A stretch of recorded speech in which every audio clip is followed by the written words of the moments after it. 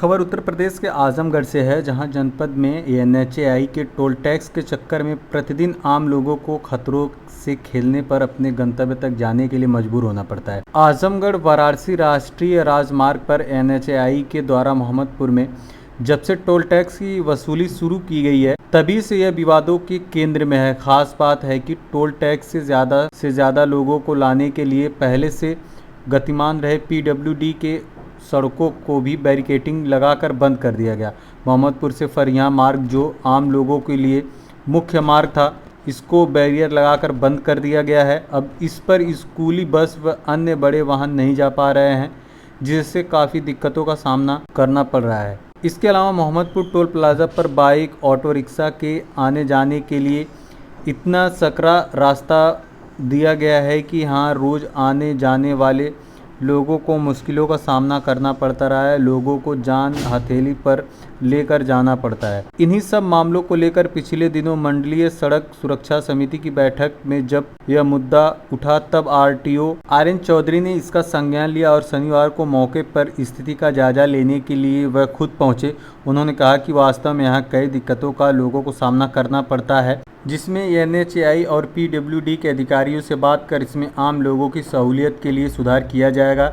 कई जगह सड़कों पर टोल टैक्स के चक्कर में लोहे के ब्लॉक तक लगा दिए गए हैं, जो बड़े हादसे का सबब बन सकते हैं। इनको हटाने के लिए कहा जाएगा। ये मंडलीय सड़क सुरक्षा समिति की बैठक में ये मुद्दा कई बार उठ चुका था। ये मोहम्मदपुर टोल प्लाजा पर जो गाड़ियाँ टोल टैक्स से एग्जेम्प्टेड हैं, जैसे ऑटो रिक्शा हैं या मोटरसाइकिल हैं, उनको निकलने के लिए जो एग्जिट रूट दिया गया है एनएचएआई द्वारा, वो सकरा होने की वजह से वहाँ पे एक्सीडेंट हो रहे हैं। और एक ऑटो रिक्शा के एक्सीडेंट का वीडियो भी लोगों ने प्रेषित किया था।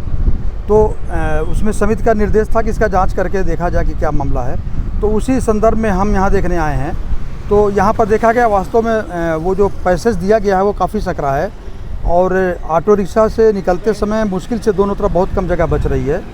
तो यहाँ के अधिकारियों ने कहा है कि उसको हम और मार्ग को चौड़ा कर देंगे, पत्थर को हटा करके चौड़ा कर देंगे, तो ये दुर्घटना की आशंका खत्म हो जाएगी। इसी को देखने आए थे। सर, मोहम्मदाबाद और हरियाणा निजामाबाद ताबरपुर मार्ग जो है बंद किया गया है, किन परिस्थितियों में बंद किया गया है? अब उसकी शिकायत हमको आई है, और उसमें शिकायत में यह आशंका है कि जो गाड़ियाँ इधर से गुजर रही थी वो सारी की सारी अगर इधर से गुजरेंगी मेन रोड से होके, तो रानी की सराय में जाम लग रहे हैं और एक्सीडेंट की संभावना वहाँ पे बढ़ रही है।